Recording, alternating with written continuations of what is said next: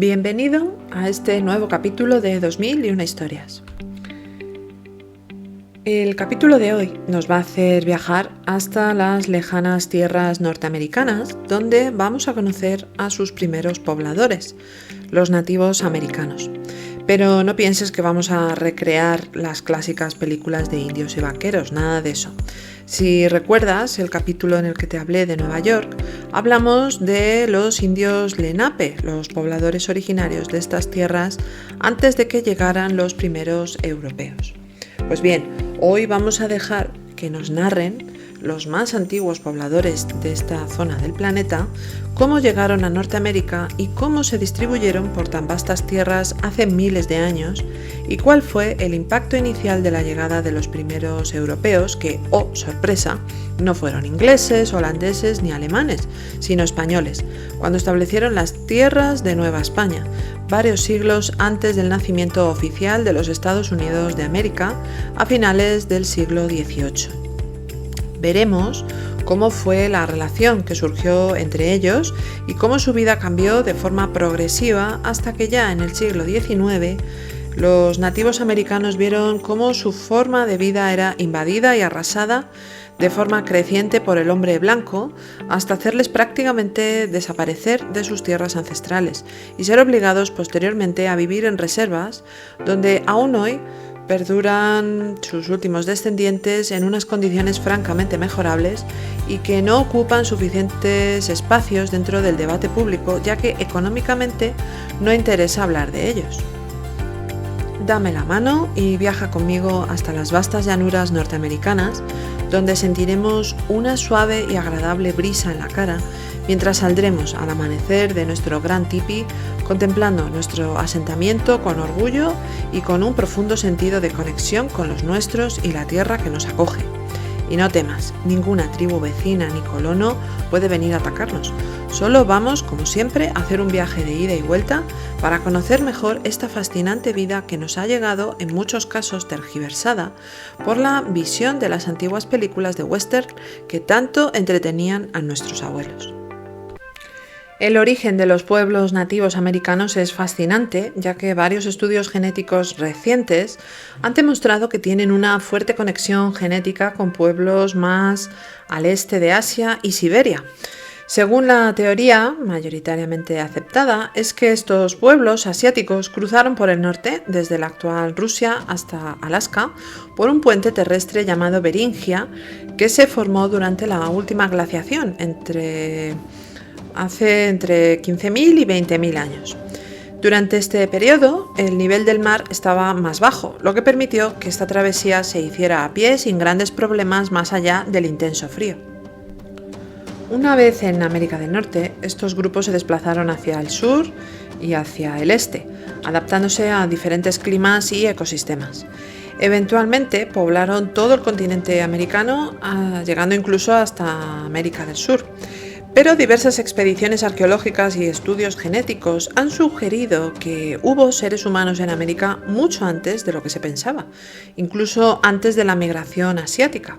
como por ejemplo en el yacimiento de Topper Site, en el estado de Carolina del Sur, en Estados Unidos, donde se han encontrado herramientas usadas por los hombres prehistóricos hace más de 50.000 años, es decir, muchos miles de años antes de lo que se da por seguro. Otros lugares donde se encontraron útiles parecidos es en las cuevas de Chiquihuite, en México, datados como de hace más de 30.000 años. Y por último, el sitio de Monteverde, en Chile, donde se encontraron restos humanos de hace aproximadamente 18.500 años, lo que sugiere que la llegada por el estrecho de Beringia podría no haber sido la única o primera forma de población del continente americano. Esto último fue lo que defendió el arqueólogo estadounidense Dennis Stanford, conocido principalmente por su trabajo en la teoría solutrense y su investigación sobre los primeros pobladores de América, que desarrolló para el gran público con su libro publicado en 2012. Durante gran parte de su carrera fue director del Departamento de Antropología en el prestigioso Museo Nacional de Historia Natural del Smithsonian Institution en Washington, D.C., y que, si recuerdas, te mencioné en el capítulo que dediqué a los grandes filántropos norteamericanos. Las concienzudas investigaciones de Dennis Stanford desafiaron las teorías convencionales sobre la llegada de los primeros seres humanos al continente americano, y aunque sus ideas fueron controvertidas, tuvieron un impacto significativo en el debate científico sobre la prehistoria de América. Pero, ¿qué dice esta polémica teoría? Según Stanford, los primeros humanos en América podrían haber venido no solo desde Asia, sino también desde Europa, hace más de 20.000 años, durante el periodo glacial, cuando capas de hielo enormes conectaban partes del Atlántico Norte. La cultura europea propuesta por Stanford para poblar América era la de los solutrenses, un pueblo del Paleolítico superior que habitó en lo que hoy es España y Francia, alrededor de los Pirineos, hace aproximadamente 25.000 años. Y es que este reputado arqueólogo estadounidense observó que las herramientas de piedra de la cultura solutrense europeas tenían una técnica de fabricación muy similar a las de la antigua cultura Clovis de América del Norte, que vivió allí hace alrededor de 13.000 años. Esta técnica, llamada presión bifacial, consistía en dar forma a las piedras mediante presión controlada, y en ambos casos, tanto de los solutrenses europeos y los Clovis americanos, era muy similar. De tal forma que los solutrenses podrían haber viajado a través de los témpanos de hielo del Atlántico Norte, siguiendo la costa helada en pequeñas embarcaciones primitivas. Y aunque algunos estudios han encontrado rastros genéticos de poblaciones europeas antiguas en ciertos pueblos indígenas, la mayoría de los genetistas no han encontrado pruebas sólidas aún de una migración prehistórica europea significativa. De ahí lo polémico de esta teoría. Decir también que otros análisis genéticos han encontrado un pequeño porcentaje de ADN vinculado a poblaciones de Australia y regiones de Oceanía, además de los europeos, en algunos pueblos indígenas del Amazonas. Estos hallazgos han generado debates y revisión de diversas teorías que aún siguen en estudio, y de lo que nos hablan es que realmente las migraciones originarias a América son mucho más antiguas y complejas de lo que se pensaba. Sea como fuere, lo cierto es que a medida que estos primeros pobladores nativos americanos se establecieron en diferentes regiones de la actual Norteamérica, desarrollaron sociedades diversas adaptadas a sus entornos. De tal forma que en el noreste o zona de los bosques, como ellos la llamaban, se establecieron las primeras tribus conocidas como iroqueses y algonquinos, que se organizaron como la Liga de los Iroqueses, una de las democracias, por así decirlo, más antiguas de estos remotos pobladores. Eran tribus dedicadas a la agricultura, además de cazadores. Su modo de vida era con grandes casas comunales donde residían varias familias. Al encontrarse en la zona más septentrional, su interacción con los primeros colonos fue con británicos y franceses, con los que inicialmente se aliaron, aunque posteriormente resistieron todo lo que pudieron la progresiva colonización de estos, hasta que fueron desplazados definitivamente y exterminados casi en su totalidad. En el sudeste norteamericano encontramos a los Cherokees, Seminolas, Creeks y tribus conocidas como las 5 tribus civilizadas. Formaban sociedades más desarrolladas y eran unos expertos en agricultura y construcción, de tal forma que crearon los llamados caoquia o montículos ceremoniales, que eran grandes estructuras planas en la cima usadas para edificios importantes como templos, casas de líderes y centros ceremoniales. Estas tribus estaban organizadas en sistemas de clanes con roles sociales bien definidos, y el Consejo de los Ancianos se reunían periódicamente para tomar decisiones comunales. Con la llegada de los europeos, su cultura se vio influenciada, por ejemplo, en la escritura, donde adaptaron elementos propios con los traídos del otro lado del Atlántico, de tal forma que los Cherokee crearon su propio alfabeto gracias a Sequoyah, un líder espiritual de esta tribu que a finales del siglo XVIII creó un sistema de escritura para su pueblo. Esto fue revolucionario porque los nativos americanos transmitían, en su mayoría hasta entonces, todos sus conocimientos por tradición oral y de esta forma su cultura quedaría plasmada por escrito y ayudaría a los indios cherokee a leer y a escribir. Este sistema de escritura fue vital para ellos unas décadas después, cuando los nativos fueron forzados a adoptar el inglés, y este idioma, en forma de silabario que hacía que cada palabra escrita representara una sílaba, permitió a los cherokee preservar su idioma y cultura, además de facilitar su propia organización política contra las leyes de desplazamiento forzoso decretadas por los primeros gobiernos de Estados Unidos, como el llamado Sendero de Lágrimas de la década de 1830, cuando se obligó a los cherokee a establecerse en el actual estado de Oklahoma y posteriormente en reservas indias. En la zona central de los actuales Estados Unidos, conocida por la zona de las llanuras, se establecieron otro grupo de tribus, los Sioux, divididas a su vez en pueblos Lakota, Dakota y Nakota, además de los Cheyenne, Comanches, Arapaho, Kiowa y Blackfoot. Estas tribus eran principalmente nómadas y cazadores de bisontes, animales sagrados para ellos que usaban para comida, ropa y vivienda en forma de los icónicos tipis, y su estructura social estaba basada en bandas familiares. Sus líderes, que a su vez eran líderes con dotes espirituales, eran muy respetados por su valentía y sabiduría en el consejo tribal, donde se reunían los hombres y ancianos de estas tribus.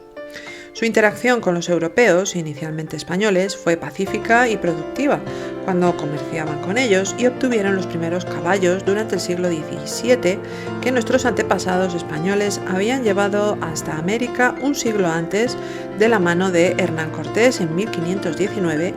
para desplazarse progresivamente en su avance hacia el oeste por las interminables y áridas tierras del medio oeste norteamericano, tan parecidas a la meseta española. La llegada del caballo a las tribus de las llanuras revolucionó por completo la vida de estas tribus, las cuales antes de esto tenían una movilidad limitada para la caza y sus traslados por temporadas en busca de los bisontes, a los que cazaban a pie y con ayuda de trampas. Mientras que gracias a los equinos podrían seguir a las manadas de bisontes durante largas distancias, además de hacer un uso más eficaz de sus arcos y flechas mientras cabalgaban, mejorando considerablemente su eficacia y minimizando los riesgos de bajas o heridos durante la caza de tal imponente animal. Por otra parte, al tratarse de tribus nómadas, antiguamente las travesías eran mucho más lentas y costosas, mientras que gracias a los caballos podían recorrer hasta 100 kilómetros en un solo día, facilitando la migración y el comercio. Durante los años 1700 y 1750, los indios Sioux, Cheyennes y Blackfoot ya dominaban completamente la equitación y junto a los comanches se convirtieron en maestros jinetes que les permitió expandir su territorio y controlar la ruta del comercio de caballos. Esto también trajo otro cambio sustancial en la vida de los nativos, dado que el caballo se convirtió en el motivo de guerras frecuentes entre todas estas tribus de la zona, que buscaban dominar el comercio de caballos y las ricas tierras de bisontes. Apareciendo entonces sociedades tribales de guerreros como los Dog Soldiers Cheyenne y los guerreros nativos, los guerreros Lakota Sioux. Estas guerras no solo eran por supervivencia, sino también por prestigio y reconocimiento. Una vez declarada la independencia de los Estados Unidos de América en 1783, tras el Tratado de París y los colonos avanzaban de este a oeste, los conflictos con las tribus montadas a caballos aumentaron, de tal forma que los Sioux, Cheyenne y Comanches se resistieron ferozmente a la invasión de sus tierras. Además de producirse guerras entre tribus que se aliaron con los hombres blancos estratégicamente para atacar e intentar acabar con sus grandes rivales, como fue el caso de la tribu Crow, que aprovecharon esto para atacar sin piedad a las tribus de los Lakota y Dakota, para así intentar recuperar parte de su influencia en las grandes llanuras. Las guerras indias del siglo XIX, por tanto, fueron impulsadas en parte por esta nueva capacidad militar de los nativos. Esta resistencia por su supervivencia frente a los estadounidenses trajo el surgimiento de grandes líderes tribales, como fue el caso de los Lakota Sioux, con personajes tan conocidos como Toro Sentado, Caballo Loco o Nube Roja. Un punto de inflexión se produjo en la batalla de Little Bighorn el 25 de junio de 1876, cuando los Lakota Sioux atacaron para vengar las crueles incursiones blancas que acabaron con la vida de numerosos nativos, incluyendo ancianos, mujeres y niños, al 7º de Caballería, liderado por el general Custer, venciendo de un inicio a estos, pero posteriormente forzados a negociar su rendición poco después, dado que el gobierno de los Estados Unidos a finales del siglo XIX, y en venganza a esta victoria nativa frente a los estadounidenses, decretó el exterminio intencional de todos los bisontes para debilitar a estas tribus tan dependientes de él, y finalmente ser confinados a la fuerza en reservas donde viven en penosas condiciones sus herederos a día de hoy. Asimismo, su cultura fue prohibida, incluyendo sus ritos religiosos ancestrales, y los niños nativos que iban naciendo eran obligados a estudiar según los sistemas estadounidenses, con el fin de acabar con el alma y cultura nativa por completo. Con unas tasas de suicidio, así como adicciones al alcohol y las drogas muy superiores a la media estadounidense, distintas iniciativas han ido surgiendo a lo largo de estos tiempos, de esos últimos tiempos, de forma particular para rescatar a los herederos de los valientes nativos que se resisten ferozmente a que su ancestral cultura y tradiciones desaparezcan. También festivales muy conocidos se celebran periódicamente para conmemorar la cultura nativa. Tal es el caso del Gathering of Nations, celebrado anualmente en Albuquerque, Nuevo México, y es considerado el powwow más importante de América del Norte. Este evento reúne a miles de nativos, representantes de cientos de tribus nativas. Las festividades incluyen competencias de canciones, danzas y tambores tradicionales, con la participación de más de 3.000 artistas de más de 500 tribus. Además, los asistentes pueden adquirir artesanías y disfrutar de la gastronomía tradicional. Otros eventos similares son el powwow de Stone Mountain Park en Georgia o el Moon Piton, organizado por el Aquarium of the Pacific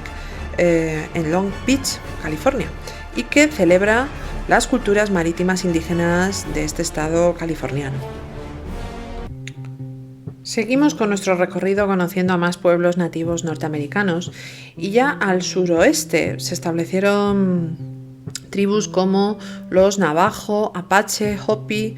Zuni, expertos en agricultura en zonas áridas y conocidos por sus pueblos construidos en adobe. Los españoles los nombraron a todos ellos como las tribus pueblo, ya que sus casas y aldeas recordaban a las construidas en nuestros pueblos españoles. Los pueblo construían sus aldeas de adobe en acantilados y eran grandes agricultores. Concretamente, los Navajo y los Apache eran pastores, además de guerreros, y famosos por su movilidad y tácticas de resistencia. Fueron destacados artistas también en cerámica. En el año 1680, en un principio pacífica relación entre los españoles y pueblos nativos, sufrió un episodio violento cuando se produjo la llamada Revuelta Pueblo y se expulsó a los españoles de Nuevo México debido a abusos cometidos por los jefes locales españoles contra los indios. Pero nada que ver con lo que sufrieron ya en el siglo XIX, concretamente en 1864. Cuando el gobierno de los Estados Unidos forzó a los navajos a caminar más de 480 kilómetros en la llamada Larga Marcha hasta una reserva en Arizona, donde residen sus descendientes a día de hoy. Subiendo hacia el norte, por la costa oeste del Pacífico, encontramos a las tribus Tlingit, Haida y Chinook, que destacaban por sus impresionantes tótems con figuras de animales sagrados para contar historias y linajes familiares, y su economía estaba basada en la pesca, especialmente en el salmón, además de la ballena. Eran, por tanto, unos experimentados pescadores que usaban canoas talladas en cedro. Estaban organizados en clanes con un sistema de jefaturas hereditarias y practicaban el potluck, una ceremonia en la que se repartían bienes en señal de prestigio.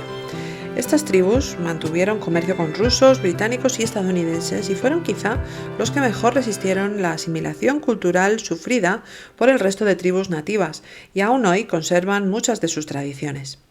Ya en el Ártico y Subártico encontramos a las tribus Inuit, Yupik y Cree, de las cuales te hablé en el capítulo dedicado a nuestros grandes amigos los perros. Por eso te decía al comienzo de este capítulo que la visión de las antiguas películas de western, que tanto éxito tuvieron a mediados del pasado siglo XX, distorsionaron la visión general del proceso de colonización que vivió Norteamérica, sobre todo durante el siglo XIX. Pero, ¿qué hay de nuestro país, España, en Norteamérica? Además de la mención a que Hernán Cortés introdujo el caballo para regocijo de los nativos en los siglos siguientes. Pues aunque nuestros amigos anglosajones hayan invertido grandes esfuerzos e ingentes cantidades de dinero a lo largo de los siglos por intentar menospreciar, tergiversar y borrar nuestra presencia en Norteamérica, lo cierto es que España aportó y mucho a que Estados Unidos sea hoy lo que es. No es casualidad que varios símbolos y personajes históricos españoles tengan un lugar principal dentro del Congreso de los Estados Unidos, por ejemplo, con un gran monumento dedicado al rey Alfonso X el Sabio y que todo el mundo pudo ver en la toma de posesión de Donald Trump como 47º presidente de este país y muchos otros repartidos por todo el país. Vamos ahora a remontarnos hasta pleno siglo XVI, cuando durante el reinado de Carlos I de España, concretamente en 1526, un explorador y administrador español llamado Lucas Vázquez de Ayllón fundó en la costa de Virginia el primer asentamiento europeo en América del Norte. La nombró San Miguel de Guadalupe, aunque fracasaría menos de un año después debido a enfermedades, hambre y conflictos internos. Por tanto, San Miguel de Guadalupe se fundó 81 años antes de que Jamestown, en 1607, considerada por los anglófilos como el primer asentamiento americano de colonos europeos. Los españoles progresivamente establecieron varias ciudades en el actual territorio estadounidense que se convirtieron en centros clave para la colonización y expansión cultural. El más antiguo e importante fue San Agustín, en Florida, en el año 1565, de la mano de Ponce de León, convirtiéndose de facto en la ciudad más antigua establecida de forma consecutiva por los europeos y sirvió como un fuerte militar y un bastión contra otras potencias coloniales como Francia e Inglaterra. Todos los años celebran en San Agustín este momento con una fiesta en la que los habitantes de esta antigua localidad española se visten como españoles del siglo XVI para conmemorar su pasado y se sienten orgullosos de que así sea. Este mismo año, el 8 de septiembre de 1565, el fraile Francisco López celebró la primera misa en la que colonos españoles y americanos de tribus nativas de la zona se unieron para dar gracias por su colaboración y unión futuras, compartiendo una comida común posterior a modo de celebración. Este fue el verdadero origen del famoso día conocido como Thanksgiving en inglés o Acción de Gracias, que los estadounidenses celebran el último jueves de noviembre. Otra aportación española a América del Norte fue la creación de los cowboys, popularizados en el oeste americano en el siglo XIX, y es que ya en el siglo XVI los españoles exportaron a Norteamérica técnicas de equitación, lazos y manejo de ganado que luego fueron adoptados por los pueblos nativos y posteriormente colonos anglosajones. Por tanto, los primeros vaqueros americanos se remontan a la Nueva España del en el siglo XVI y XVII, gracias a esta protección de los llamados dragones de cuera, que posteriormente derivarían en los famosos Rangers. Su ganado creció en ranchos de Texas, Sonora, California o Nuevo México. De esta forma, términos como rodeo, lazo o plaza son de origen español y aún hoy siguen vigentes como parte fundamental de la cultura norteamericana. Después de San Agustín, numerosas ciudades fueron naciendo a lo largo y ancho de las tierras americanas, como Santa Fe, en Nuevo México, en 1620, o El Paso, en Texas, en 1659, además de muchas otras que fueron nombradas igual que muchas de nuestras ciudades como Madrid, Toledo, Málaga, Cáceres, Granada, León, etc. Y los estados actuales norteamericanos, los cuales conservan muchas denominaciones nativas, fueron creados inicialmente nombrados por los españoles que allí llegaron como Nueva Galicia, Nueva Granada, Nuevo León, como recuerdo de la España que dejaban atrás en el continente europeo. A pesar de las muchas mentiras vertidas contra el Imperio Español de ultramar, lo cierto es que los territorios españoles en América no fueron denominados colonias, como en el caso de los británicos, franceses o portugueses, sino virreinatos y provincias del Reino de España. Esto se debe a que la monarquía hispánica, y en concreto Isabel la Católica, insistió mucho en considerar a estos territorios como una extensión legítima de la propia España, y no simplemente como posesiones de ultramar. Así fue defendido con numerosos decretos firmados tanto por ella como por su esposo Fernando el Católico y sus sucesores en el trono español. En el testamento de la propia reina Isabel se citaba lo siguiente: no consientan ni den lugar a que los indios vecinos y moradores de dichas indias y tierra firme reciban agravio alguno en sus personas y bienes, mas manden que sean bien y justamente tratados. Esto suponía que, a diferencia de lo que hicieron posteriormente otras potencias como Inglaterra, Francia y tantos otros, los territorios conquistados por España se integraban jurídicamente a la corona y no se administraban, por tanto, como colonias explotadas por compañías privadas, sino como provincias del reino gobernadas directamente por la monarquía. Por lo tanto, sus habitantes eran considerados súbditos del rey, igual que los españoles peninsulares, y sujetos a las mismas obligaciones como derechos de los nacidos en la península ibérica. Un ejemplo de esto se ve en la firma de una revolucionaria y novedosa Real Cédula por Fernando el Católico en 1514, que permitía el matrimonio entre españoles e indígenas sin necesidad de una autorización especial, que se promovió como parte de la política de evangelización y fusión de culturas, lo que hizo que el mestizaje se convirtiera en una característica distintiva de la América española o Nueva España, como la nombró Hernán Cortés. Esto no se volvió a ver hasta las leyes contra la segregación estadounidense entre blancos y negros decretadas en los años 60 del pasado siglo XX. 500 años pasaron para volver a ver algo semejante. Curioso, ¿verdad? Además, las leyes de Indias o leyes de Burgos, promulgadas en 1512, y posteriormente las leyes nuevas de 1542 por los reyes españoles, garantizaban en un principio los derechos a los indígenas, aboliendo por completo la esclavitud indígena, y promovía su evangelización,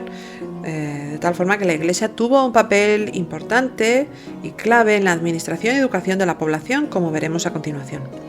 Por supuesto, esto no siempre fue respetado y hubo numerosos abusos denunciados directamente a la monarquía por el dominico Fray Bartolomé de las Casas, entre otros. Pero en términos generales, las leyes promulgadas por Isabel la Católica y sus sucesores en relación con los pueblos indígenas de América son consideradas precursoras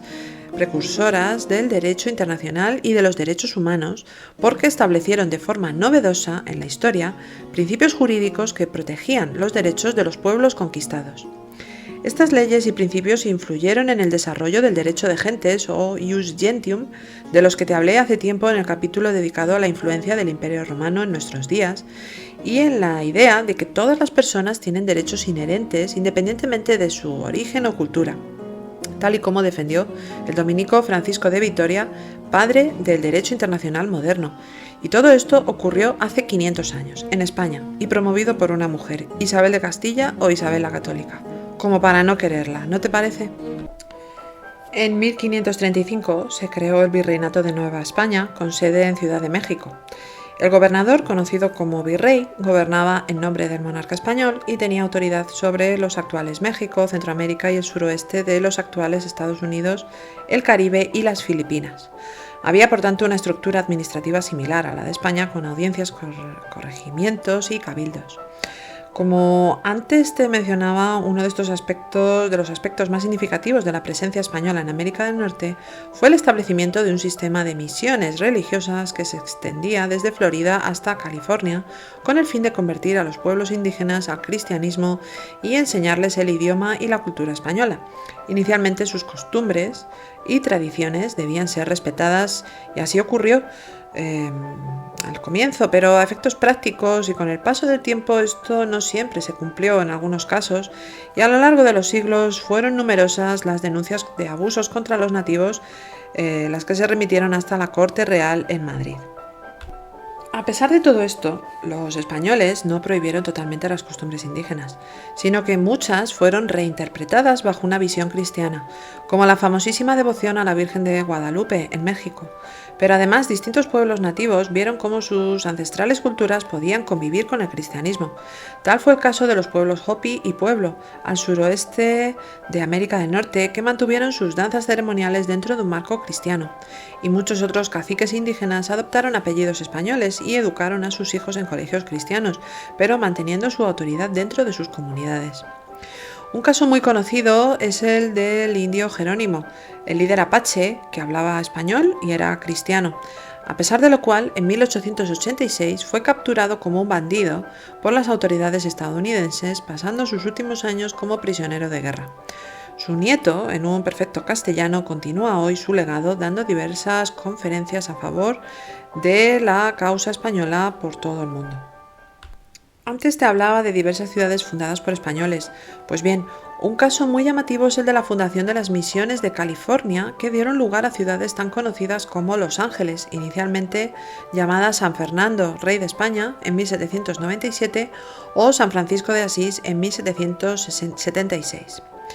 Las misiones de California fueron un sistema de 21 asentamientos religiosos y agrícolas fundados por los españoles entre 1769 y 1823 con el propósito de evangelizar a los indígenas, consolidar el control español sobre la región y establecer comunidades autosuficientes.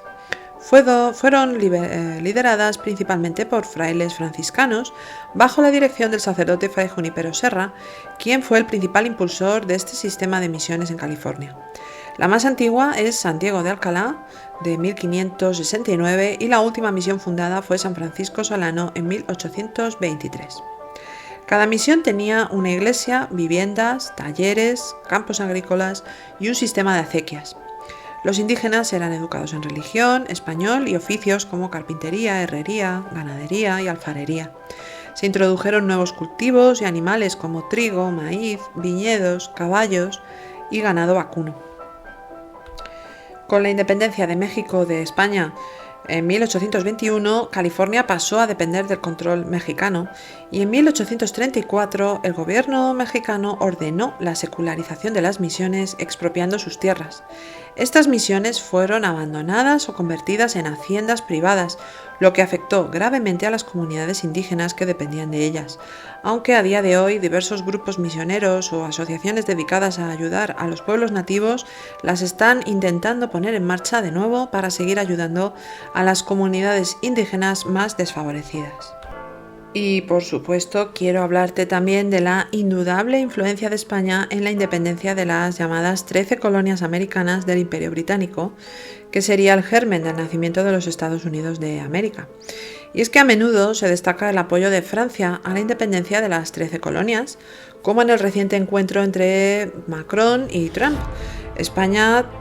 pues también jugó un papel crucial en la derrota del Imperio Británico durante la Guerra de la Independencia de los Estados Unidos desde los años 1775 a 1783, como ahora veremos. Bajo el reinado de Carlos III, al que dediqué un extenso capítulo y en el que ya te hablé de esto por encima, España apoyó a los rebeldes estadounidenses con dinero, armas, suministros, soldados y ataques militares estratégicos contra los británicos. Este apoyo debilitó a Gran Bretaña y facilitó la victoria de George Washington y sus aliados. España y Gran Bretaña eran potencias enemigas desde hacía siglos, como venimos viendo en diversos capítulos de 2001 historias, compitiendo por territorios en América y Europa. Si Gran Bretaña derrotaba a los colonos, su poder en América se fortalecía y amenazaría a los territorios españoles. Por tanto, apoyar a la independencia de Estados Unidos debilitaba el dominio británico en el Caribe y América del Norte, algo de gran beneficio estratégico para la España de aquel momento.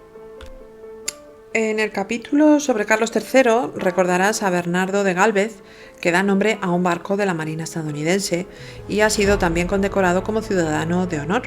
el primer extranjero en conseguirlo. Y es que Bernardo de Gálvez intervino activamente en la independencia de los Estados Unidos con dos batallas inolvidables después de la declaración de guerra entre España contra Gran Bretaña en 1779. Una fue la defensa de Luisiana ese mismo año, en la que el español Gálvez Gobernador entonces de la provincia de la Luisiana española, lideró una campaña con 1.400 soldados entre españoles, criollos, franceses y nativos americanos y derrotó a los británicos en Baton Rouge, asegurando el control del río Mississippi para los rebeldes. Otra fue la batalla de Pensacola, librada entre marzo y mayo de 1781 por la recuperación de la Florida para los españoles y que fue un enfrentamiento decisivo durante la Guerra de la Independencia de los Estados Unidos. España, bajo el mando del gobernador de Luisiana, Bernardo de Gálvez, derrotó a las fuerzas británicas en Pensacola, en la Florida occidental, expulsando a los británicos y asegurando el control español sobre la península de la Florida. Este triunfo debilitó a Gran Bretaña en el Golfo de México y Caribe, impidiendo que utilizara Florida como base de ataque contra los rebeldes estadounidenses y sus aliados franceses y españoles. Aunque otro hecho menos conocido es la batalla de Fort Mouse, ocurrida años antes y con la que terminaré el capítulo de hoy. Esta batalla, ocurrida el 25 de junio de 1740, fue un enfrentamiento clave durante la Guerra del Asiento entre España y Gran Bretaña entre los años 1739 y 1740, durante el reinado de Felipe V de Borbón, y supuso una victoria española decisiva en la defensa de la Florida española contra los británicos de Georgia. Este combate es especialmente notable porque en él luchó la primera milicia de esclavos liberados en América, compuesta por afrodescendientes libertos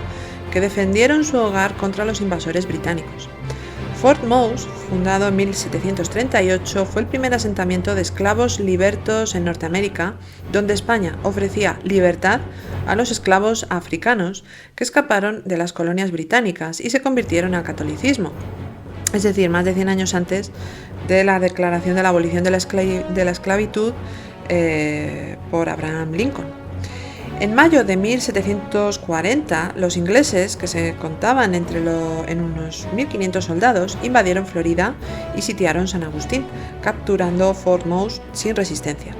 Fue entonces cuando el gobernador español en la zona, Manuel de Montiano, organizó una ofensiva para recuperar el fuerte con 300 soldados españoles, indígenas y milicianos descendientes de los esclavos africanos liberados que atacaron por sorpresa al fuerte antes del amanecer.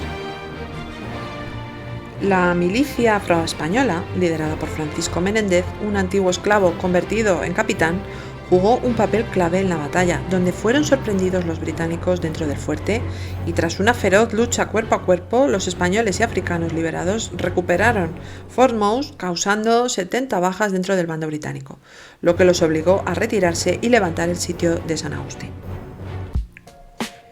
Como ves, España dejó una huella indudable en lo que es hoy Estados Unidos, y más allá de leyendas ficticias destinadas a manchar el legado español, hay mucha más historia y datos que merecen ser conocidos por todos para no caer en los tópicos que oímos en diversos medios y que incluso son promovidos desde dentro de nuestro país. Tenemos muchas razones por las que sentirnos orgullosos de nuestro legado en América, y por ello conocer y saber más sobre qué pasó realmente debe ser una prioridad para todos. Estados Unidos es un compendio de culturas e influencias que dura a día de hoy. No hay más que ir allí y ver la diversidad que hay por sus calles y que se remontan a miles de años atrás. No tiene solo 200 años, como muchos nos quieren hacer creer, y conocer mejor a sus primeros moradores que tanto han luchado y luchan por la supervivencia de su identidad es el primer paso. Si este capítulo, que me ha llevado tanto tiempo preparar, te ha gustado, no dudes en hacérmelo saber y lo compartas por favor para que 2001 Historias siga creciendo y contando todos estos temas de los que no se habla tanto como debería. No olvides seguirnos en redes sociales y en las plataformas desde donde puedes escucharlo: YouTube, Spotify e iVoox. Suscribirte y marcar los capítulos con tu me gusta. Recuerda el blog a tu disposición, 2001historias.es, para leer con detalle cada capítulo, y el email 2001historias@gmail.com para contactar conmigo y comentar todo aquello que desees. Un saludo.